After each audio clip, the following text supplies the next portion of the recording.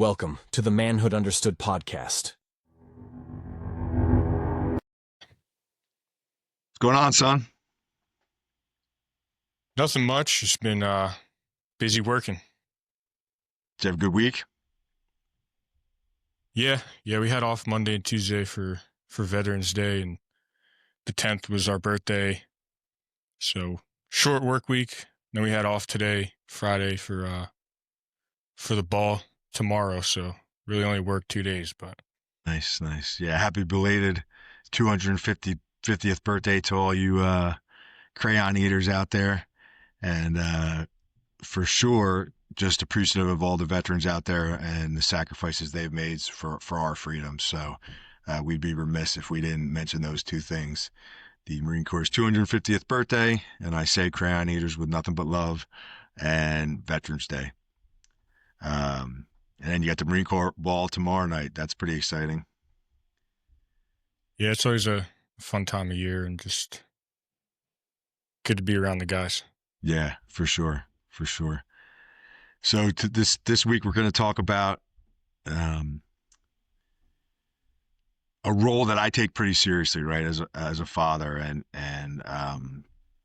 the premise of Manhood Understood is that we're going to talk about what it means to be good at being a man, to steal Jack Donovan's saying. Jack Donovan is a guy in the men's self-development world, and he talks about the difference between being a good man and being good at being a man. So I kind of steal that from him because I like that distinction, right? You could be a good man, right? It's basically saying like, hey, he's a good guy, but is he good at being a man? And what does that mean? And when you presented this idea of a podcast to me, the idea was kind of, as I understood it, and correct me if I'm wrong, is that, we want to talk about what it means to be good at being a man from these two different perspectives, a 51-year-old retired police officer turned wrestling coach and a 20-year-old United States Marine. And I think part of what that is, and not every man is going to be a father, but for those of us who are fathers, part of being good at being a man is teaching our sons what it means to be a man and helping them grow into being that good man. So I think what we're going to talk about, at least this episode, and maybe we'll turn this into like a series or something, but I don't know. What are some things that a father should be teaching their son, and then we'll get into, whether I did a good job of that or whether you wish I did more of that, and so on and so forth.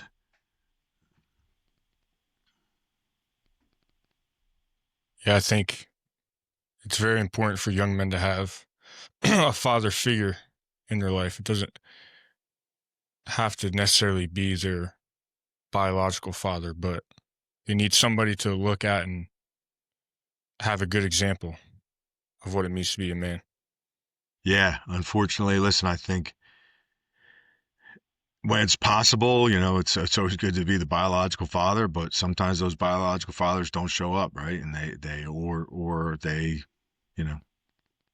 maybe they're absentee fathers, or maybe they passed away. But I do think it's important for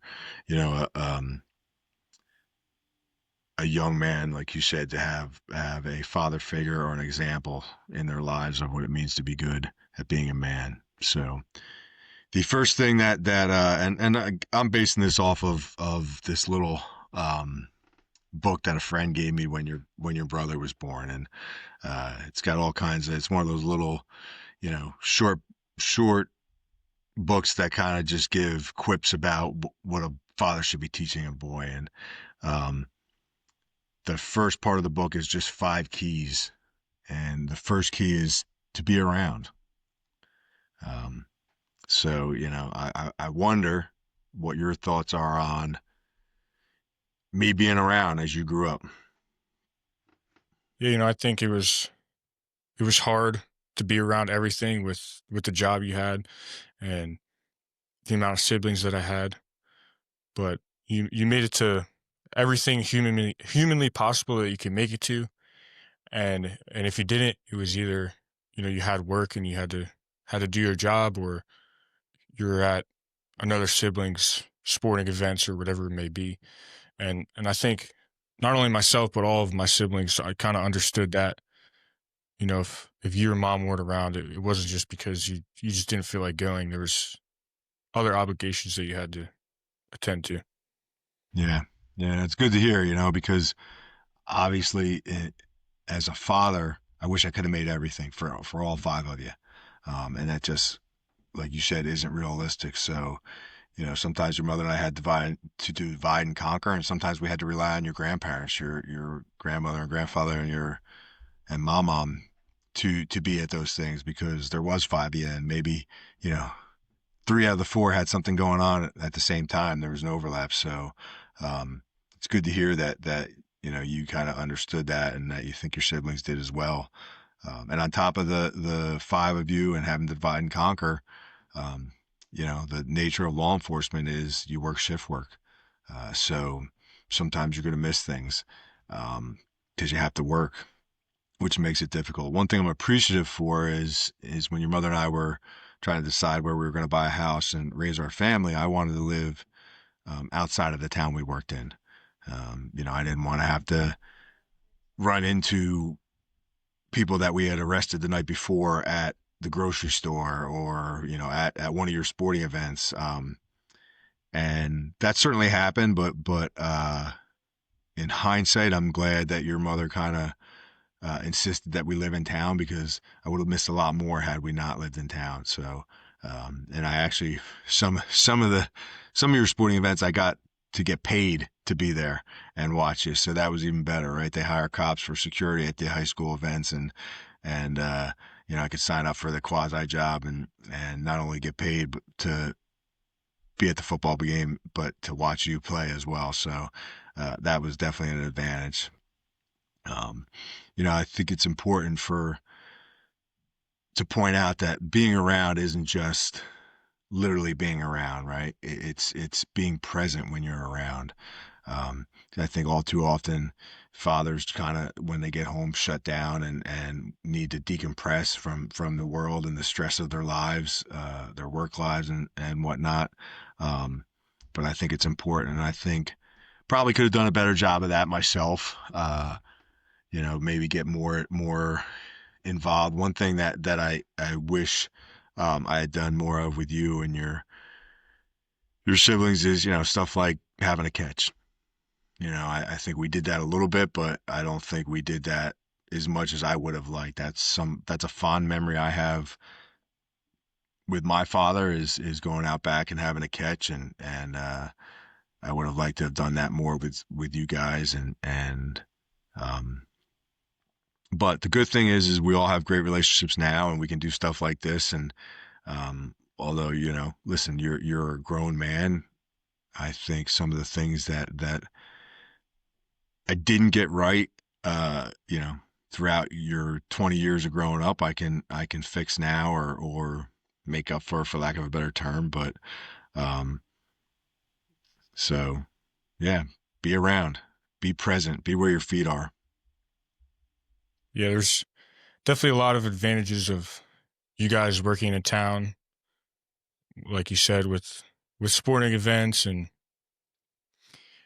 if you take your lunch break, you could take it, at home, or with mom worked in the schools for a while. Even just being able to see her like in passing is, it's pretty cool. So Yeah, cool. So I think number one, the lesson we want to share with our listeners is not just be around, but be present, be where your feet are, and be involved in your kids' lives, right? Like I think your kids need to know that you love them, and sometimes being present is just enough, right? And being involved in their lives kind of is enough. So yeah, be around. Anything else on that? no, I think we hit it pretty good. All right. So the second one is be his father, not his friend. If you don't understand the difference, imagine his confusion when you must discipline him. What do you think? Did I blur the lines between a friend and a father? No, I think you kept it pretty straightforward with us, and I think it can be easy to want to be liked by your kid, and it could definitely cause a lot of confusion. One second you think you're, for lack of a better word, you're chilling with your dad, and then the next he's got to be the one to instill discipline. But I don't think we ever ran into any issues with that. Yeah, I mean, listen, I get the I don't know if it's an instinct, but the desire to have your kids like you. But if that's your goal in life, to have your kids like you, then you're probably failing your kids. Um, kids, the kid's job is to test boundaries, to see what they can get away with, to kind of figure things out, and it's our job to help them figure those things out by instilling the discipline and setting the boundaries, enforcing the boundaries. Um, otherwise they don't know how to act when they get into the world. I think part of um, being successful in life is understanding that there's a way to interact with, whether it's your bosses, your fellow workers, whatever the case may be. I think that's important, and I think it's important that you know kids understand that early on. Yeah, I think you hit it pretty good. If your goal is you want your kids to like you, I think teaching them the hard lessons early on, so that when they do become older and they're out in the real world, they'll learn to appreciate all those times. Yeah, and I think as now obviously a grown man and a father myself, you don't appreciate some of those lessons and some of that discipline until you get to that situation, right? I'm just at 51 years old realizing some of the um, lessons that your grandfather taught me. Maybe not so much in words, but in actions, and some of the things he disciplined me for that I probably didn't like when I was a young boy, but I realize now they were for my own good, and see how I benefit from that discipline now in my adult life. So I think it's important, and I think, you know, if if we don't teach our kids to deal with the word no, right? Because sometimes it's hard to hear no, then they become that boy who shaves and has a hard time hearing no in their adult life, because you're going to hear no. Um, Along the way, there's going to be people who are going to tell you no. There's going to be bosses who are going to tell you no. There's going to be, you know, your your wife is going to tell you no, and if you don't learn to how to appropriately deal with that, then um, you know you're not going to be very successful in life. So it's important for parents to enforce those boundaries and teach their children how to deal with the word no. Yeah, and how to deal with shortcomings, because it's another thing that's inevitable, is having shortcomings, and if you don't know how to deal with them, then it causes a lot of problems. Yeah, cool. All right, number 3 is be a good husband, show his mom respect at all times. What do you think? I think you and mom had your fair share of arguments, maybe a product of the environment of both working shift work, at times never really getting to see each other. But there's always been there's like a fine line of do's and don'ts. And I don't think, from outside looking in, from being a kid, there was never it was always, you always knew, never put your hands on a woman and things like that. And just, I think seeing the hard line, you can get emotional at times, you can have disagreements, but there's always, it was spoken, but it was really unspoken, line that you don't cross. It was always displayed. Yeah, I mean, I like hearing that, because when I think about it, I definitely think I wouldn't necessarily say that I wish we never fought in front of you guys, because I don't think that's healthy either. I think, um, it's important for children to understand that you're going to have fights with people or disagreements. What I wish is that, and I think your mother and I are I know your mother and I are much better at it now, is I wish when you guys were younger, we fought a little fairer and communicated better and had better conflict resolution. Something that I think, we're miles ahead, more than miles, light years ahead now when we argue or disagree. But like you said, I think at times when you were younger, things got emotional and um, certainly not the way, I've been pretty open and honest with this, not so much on this podcast yet, but I'm sure we'll get to it at some point. I had an anger issue. Um, and that came out when I would disagree and argue with your mother. And certainly, yeah, I'm glad to hear you say that, that you don't put your hands on a woman.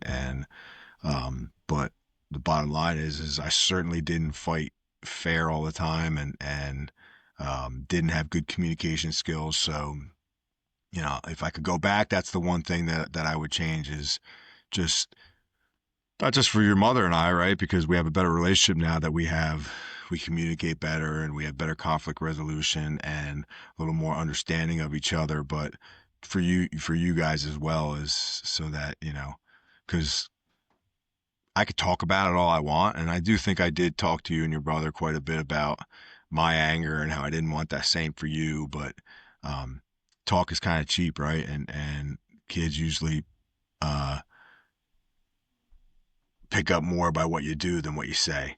So that's something that I definitely wish I had done better um, when you guys were younger. Yeah, I think one thing too, I guess really two things, and something to, keep in the back of my mind and hold on to, is that when there was arguments or rough times or disagreements, it never really affected us. Like, it was, you guys were still our parents. You guys are still there for us, like, through and through. And when it came to parenting us, there was never, at least in front of us, like open disagreements or conflicts. It was, you guys always came as uh what's the United team. yeah, a united front. Yeah. Yeah. I mean, that's one thing that I do think your mother and I got right. And we decided early on is that, and listen, we had disagreements on how to raise you kids, but never, we decided early on that we would never disagree with that in front of you guys, that we would always present that united front, and we'd have disagreements. And I don't ever remember really having like fights about it, right? But there'd be times where maybe your mother didn't agree with how I handled something, or I didn't agree with how she handled something, and we would talk about it, behind closed doors. Um, and usually what kind of, I think, and I don't know if we ever discussed this part of it, but I feel like whichever one of us, like if there was a disagreement on how something should be handled, whichever one of us wanted the kind of stricter, for lack of a better term, way to handle it, we went with that, right? Because um, I just felt, and I don't know if your mother feels the same way, but for me, it felt like that was the right way to do it, right? Because um, almost because if you went with like the less strict way, and it backfired, then the other person would kind of feel like, well, see, we should have done it the other way. If and that was, again, probably never spoken, but it just kind of felt like that was the right way to do it. Um, and I think there was also times, and I can't think of specific cases, where we kind of compromised, right? Probably more often than not, we probably compromised on how to handle it. Um, but yeah, that's the one thing that I do think your mother and I got right, is we always presented a unified front when it came to disciplining you kids. And the other thing is we never pitted you kids against each other. Not you kids against each other. We never used you kids as like a tool against each other, your mother and I. Is that making sense? So often, we never forced you to choose a side, or brought you into the arguments or disagreements. Again, I think there's some people out there that I see that sometimes, and that's just not fair to anybody. But yeah, so, and I hope that, I always, regardless of if we disagreed or argued or didn't communicate well, or was angry and said some things that I would certainly not wish I could take back, that you guys always knew that I respected and loved your mother. Or I do respect and love your mother, not past tense. Yeah, we definitely did and do know that. Good, good. Anything else on that one? No. All right, this one's kind of funny one for us, but be home for dinner. Yeah. I mean, like we kind of hit on the first one, it was always extremely hard to do because whether it was mom's coming home for work, you're leaving for work, or this one's got to be here for practice, that one's got to be there, or whatever it may be. But I think we always found time at least once a week to sit down as a family and eat dinner. Yeah, yeah, it was definitely difficult, and I think, you know, it's in this day and age, it's so much harder because kids are so much more active and there's so many more activities and you know, even if you're not in law enforcement, parents like that typical 9 to 5 isn't always the case anymore. So sometimes people just aren't home for dinner. But I do think whenever we were all of us were home, we sat down for dinner, and I certainly know that we try to do that now. There's a very rare occasion now. I mean, you and your older brother really aren't in the house anymore.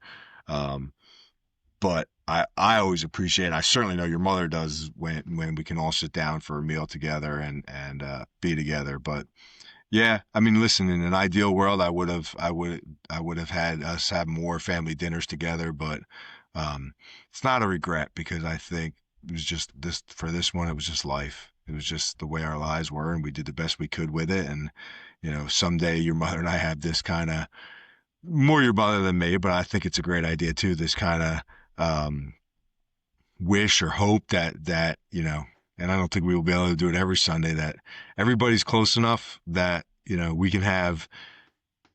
There was this show, I think it was called. What was the name of that show? I forget now, but there was this show where every Sunday the family would come over for dinner to the parents' house, and it was grown. The kids were adults; they had their own kids. Um, And it's just a kind of thing that your mother and I have always talked about over the years, of how cool that would be to have all seven of you and your significant others and your our grandchildren to our house. Whether that'll happen or not every Sunday, maybe we can make it happen once in a while and enjoy those family dinners together. But I think family dinners are important, but in this day and age, having dinner together every night is, I don't think there's many families out there doing that. I think in an ideal world, we'd all be doing it, but it is what it is. Yeah, I think one of the good things was we always had like a cooked meal. Like maybe we didn't For get to sure. eat all together, but we all had an actual meal. Yeah. And I always made sure you guys had a hot meal. I'm glad you got that joke. It took you a second, but I'm glad you got that joke. For those of you who don't know, I don't do any cooking. My wife always made sure and still does make sure we have a hot meal. And again, we even these days, we rarely get to eat it together, but she's always been very good making sure that there's a hot meal, whether you're eating it on the run or eating it when you get home late from practice, whatever the case may be. Um, and we certainly appreciate her for that. All right, this next one, only you can answer, I guess. I mean, I know what I think, but be his hero. Yeah. I mean, I don't know if I've ever expressed this to you, but definitely I think to some people, and sometimes I could come off as like those people that always talk about like their dad and everything, and like, you're like, all right, nobody really cares Yeah, who your dad is. Or I yeah, think I've always naturally looked to use. I think it's a little cheesy, but as my hero, and just always wanted to be around you. And if I got to do, cool things with you, it's always a fun time. And I always, even now, try. I don't know if fill your shoes is the right word, but try and be at least half the man you were. A little bit of a story. when I decided I wanted to join the Marine Corps, mom was a little reluctant, just as this awful decision. Uh, I mean, I could just see it. I could just tell, like in your face or whatever, that you were proud that I was wanting to make this decision and kind of got to live out something that you never got to do through me a little bit. So that always has stuck with me since. Yeah, I mean, certainly I was super proud and um, you know, try not to live vicariously through you, right? Because I don't think a father should do that. But I've enjoyed your journey. Um, Something that I wish I always. It's probably going to be the only regret I die with. I don't regret much these days. I'm pretty happy with where I am in life, and some of the things I used to regret, I realize happened exactly because that's the way they were supposed to happen. But you'll never convince me that. I wasn't supposed to join the Marine Corps, and that's going to be a regret that I die with. And it is what it is. I'm not mad at anybody. I'm not. It's just something that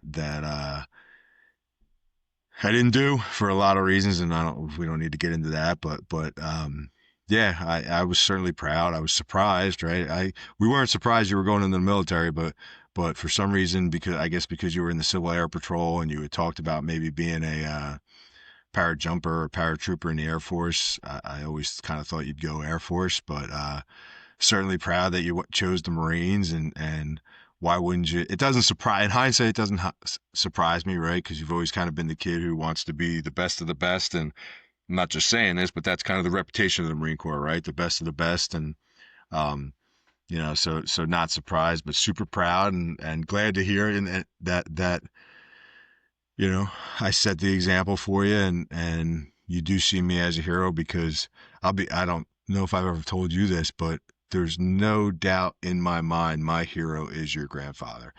Um, and the older I get, the more I realize that. I mean, I've always, same kind of deal. I always wanted to make grandpa proud of me and like being around him and like spending time. But the older I get, the more I realize how good he was at being good at being a man.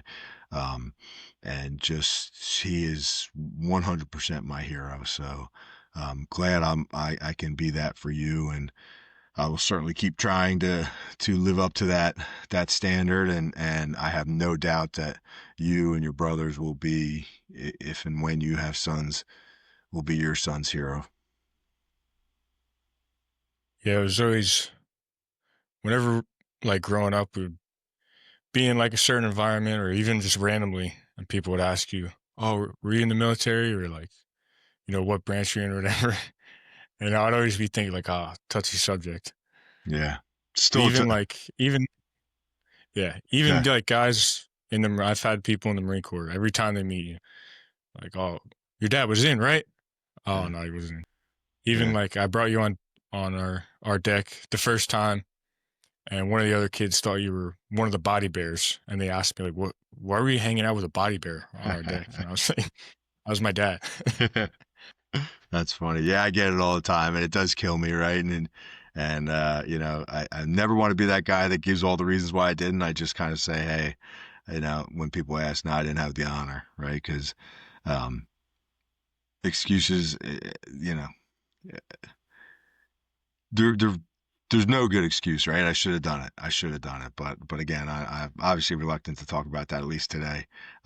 But yeah, and even running the Marine Corps Marathon a couple weeks ago, like there was Marines on there I told you this, that 100% thought I was a retired Marine running that, right? Like, and we talked about it. They would give me an hoorah, and I wouldn't give it back, and I wondered like, do they realize I'm not giving it back because like I just don't feel like I deserve to give it back because I'm not a Marine, or do they think like I'm some kind of jerk that just isn't giving it back? But yeah, that is again, it's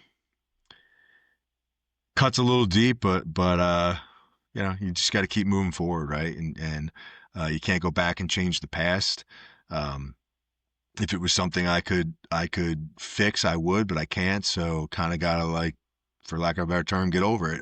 Um, and I think that's a good lesson, a little different than what we've been talking about. But if there's something in your life that you regret, and this goes for you and anybody who's listening, and you can fix it, well, then fix it, right? If it's whether it's a mistake you made or something you always wanted to do but you didn't do, fix it. Unfortunately, they don't let 51-year-olds join the Marine Corps. When they do, I will sign right up. I just heard today that they're conscripting, drafting 60-year-olds into the Ukraine war. So maybe someday they'll be drafting 51, 60, 52, 55, 60-year-olds into some war we're in, right? But if there's a regret in your life that you can fix, if there's somebody you need to say sorry to, if there's a mistake you made that you need to fix, I can't urge you enough to do it, and do it immediately, right? That's what being if you're being good at being a man, that's what men do, right? They fix their mistakes, they take quick action, they don't hesitate. So yeah. Well, son, that's all I have for today. Short one, but I think important. So just to review, right? As a father, we need to be around for our sons, and be around doesn't just mean be in the vicinity. It means be present, be active in their lives. I gotta look and see what the other ones were. I can't remember off the top of my head. Uh, be his father, not his friend, right? Like, it's our job as fathers to discipline our sons, to teach them to hear the word no, and to teach them to respect boundaries. Be a good husband, show their mom respect at all times, right? Listen, I didn't say this when we talked about this, but in my vision, it says something along the lines of, show Nicholas, Vincent, and Frankie what it looks like to be a good husband, and show Natalie and Gracie, your sisters, what they should be looking for in a good husband. So I certainly hope I've done that to some extent for you guys, and your sisters. Number 4 was be home for dinner. And again, I don't think that's certainly necessarily realistic in this day and age, but I think having family dinners is important, right? If you're not doing it every night, you should shoot for once a week if you can, or get as many family dinners in as you can. And then the last one, be his hero, and that's just setting a good example, right? Leading from the front, leading by example, walking the walk, not just talking the talk. So, anything else you want to talk about? Yeah. The only thing I'll add that we didn't really hit on, in the 5 points, is that, and something I've always admired in you, is that you're always impeccable as your appearance. You always were squared away and integrity to a T, and I think you instilled that in myself and all of our siblings, that,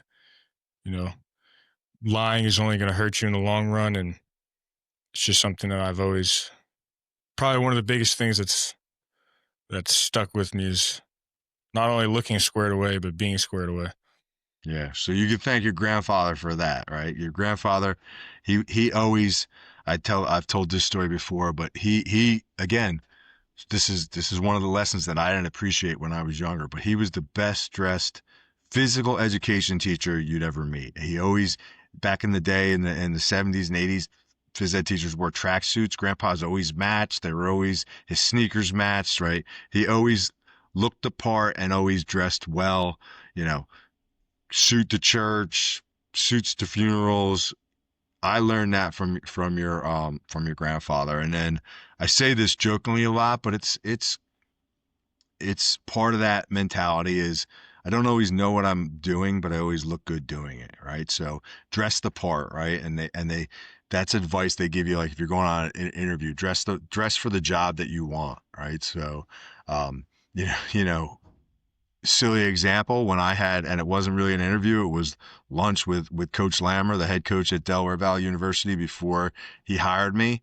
I bought a green polo shirt to wear to lunch because Del Val's colors are green and yellow, right? And I dressed for the part that I wanted. So I appreciate that. And then the integrity one is, that's life lessons for me. I can't say that when I was a young boy, there was times where I got caught in lies and I realized that, you were just better off telling the truth, right? You get in, and that is a lesson we always try to instill in you and your siblings is, uh, you know, you get in less trouble, not no trouble, but less trouble if you tell the truth, right? And one thing I learned as a young man, and some lies that I got caught in, was that once you lie, it just becomes an uncontrollable web, and you start lying to cover up your lies. And so that one I had to learn the hard way, but I'm glad that you know that was instilled in you and your siblings. All right, well, I think it was a pretty good episode. I think there's a lot of knowledge in there, and I think the people listening will have something to take away from this. For sure. All right, son. Good talking to you. Love you. See you next week. All right, love you too. See you next week.